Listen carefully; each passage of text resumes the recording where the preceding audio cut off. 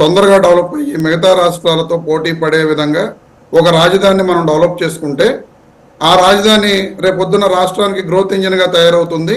ఆ రాజధాని మూలంగా ఈ రాష్ట్రం అంతా కూడా అభివృద్ధి చెందుతుంది అనే సదుద్దేశంతో జగన్మోహన్ రెడ్డి గారు మాట్లాడితే ఆ మాటల్ని పట్టుకుని ఒక ప్రాంతానికి మా మా నేను కూడా ఒక కమ్మవాడినే, కమ్మవారి కులానికి వ్యతిరేకంగా జగన్మోహన్ రెడ్డి గారు పనిచేస్తున్నారు అనే విధంగా చూపించడం కోసం ఈ రోజున చంద్రబాబు నాయుడు గారు ఆడుతున్న నాటకాలు ఇవన్నీ కూడా. ఎందుకంటే జగన్మోహన్ రెడ్డి గారు మొట్టమొదటి నుంచి కూడా చెప్పడం జరిగింది, నిజంగా జగన్మోహన్ రెడ్డి గారు అమరావతి అనే ప్రాంతానికి వ్యతిరేకమైతే అక్కడ అసలు లెజిస్లేటివ్ క్యాపిటల్ అనేది కూడా ఉంచారు కదా.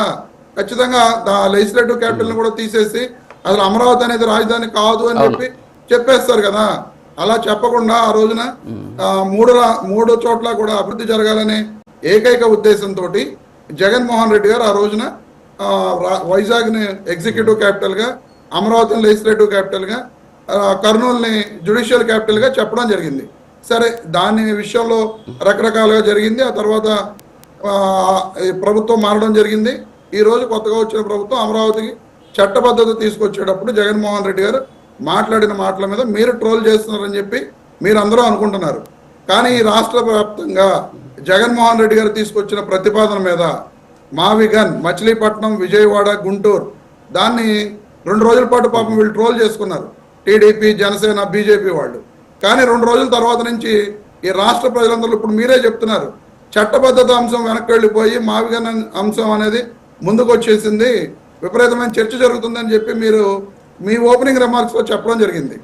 ఖచ్చితంగా ఈ రాష్ట్రంలో ఇప్పుడు జగన్మోహన్ రెడ్డి గారు మాట్లాడిన ప్రతి మాట మీద చర్చ జరుగుతుంది.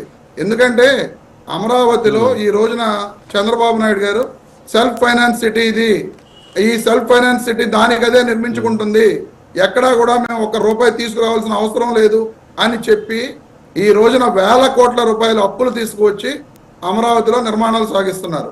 సరే, రాజధాని నిర్మించుకోవాలి, కేంద్ర ప్రభుత్వం రీఆర్గనైజేషన్ యాక్ట్లో మేము ఇస్తామన్న డబ్బులు ఆ రోజున 1500 కోట్లు 2000 కోట్లు రీఆర్గనైజేషన్ యాక్ట్ ప్రకారం ఇస్తామన్నారు. రాజధాని నిర్మాణం కోసం అసలు పూర్తిగా కేంద్ర ప్రభుత్వం నిధులు ఇస్తామని చెప్పి రీఆర్గనైజేషన్ యాక్ట్ చెప్పింది. ఆ తర్వాత 1500 కోట్లు ఎంతో ఇవ్వడం జరిగింది. కానీ ఇప్పుడు మాట్లాడుతున్న బీజేపీ అధికార ప్రతినిధి గారు ఆంజనేయులు గారు చెబుతూ పొలిటికల్ స్టూపిడిటీ అని చెబుతున్నారు. నిజంగా పొలిటికల్ స్టూపిడిటీ అనేది జగన్మోహన్ రెడ్డి గారికి ఉండి ఉంటే ఈ రోజున బీజేపీ